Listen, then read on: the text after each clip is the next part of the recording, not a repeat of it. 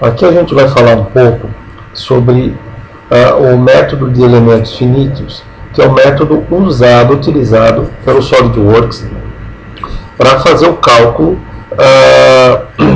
de tensões, né, de deformações e de deslocamento. Normalmente, o SolidWorks, o cálculo de elementos finitos, você pode diferenciar de três modos. O primeiro seriam para as questões de sólido, depois para as cascas e para as vigas. Nós vamos tratar especificamente aqui, nessa aula, de elementos sólidos, de elementos tetraédricos, né, para sólidos e cascas. Com relação a sólidos, você tem os elementos de primeira ordem, que são aqueles elementos constituídos por pontos jacobianos. O que são esses pontos jacobianos? Simplesmente são os nós dos elementos, e esse elemento de primeira ordem para os sólidos é o elemento tetraédrico, né? Enfim, por que primeira ordem? Porque basicamente você tem aqui um polinômio de primeiro grau que ajusta, que faz o ajustamento para o cálculo matemático. Então se percebe que quando o SolidWorks gera todos os elementos finitos de primeira ordem, né, dá para perceber que eles são segmentos retos, né? Não são segmentos curvos, e que cada nó, ou seja, cada ponto jacobiano, tem 3 graus de liberdade. O que são esses 3 graus de liberdade?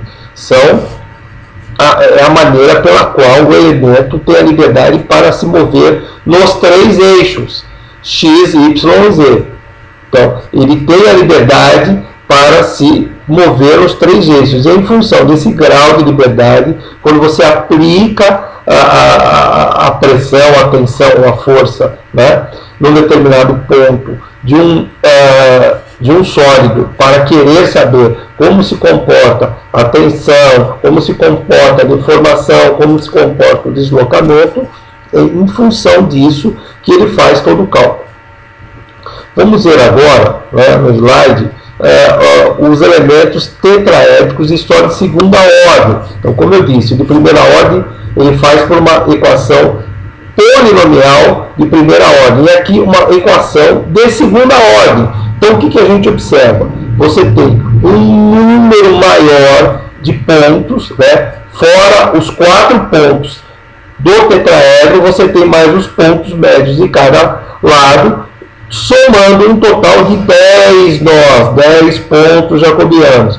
E a deformação aqui, diferentemente do que nós vimos no primeira ordem, ela é uma deformação já, o ajuste de deformação curvilíneo. Significa que você vai ter uma precisão maior do seu resultado.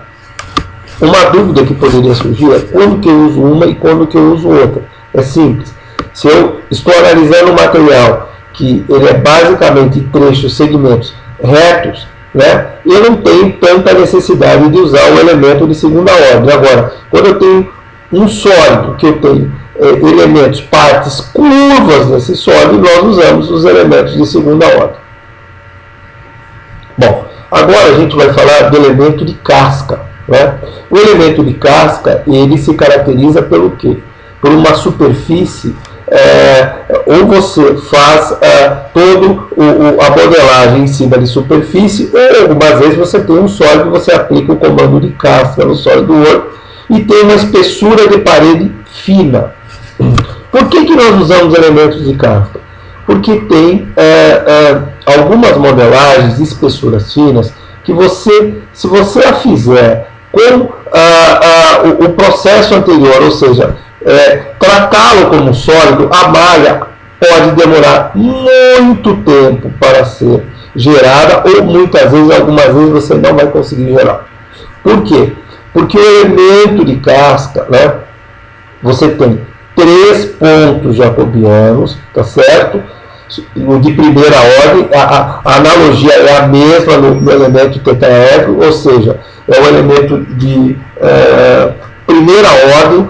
A deformação ela é em caráter polinômio de primeiro grau, né? Então eu utilizo aí quando eu não tenho partes mais curvas, né? Só que eu tenho 6 graus de liberdade, ou seja, eu tenho os 3 graus de liberdade que eu já possuo no elemento tetraedro, né?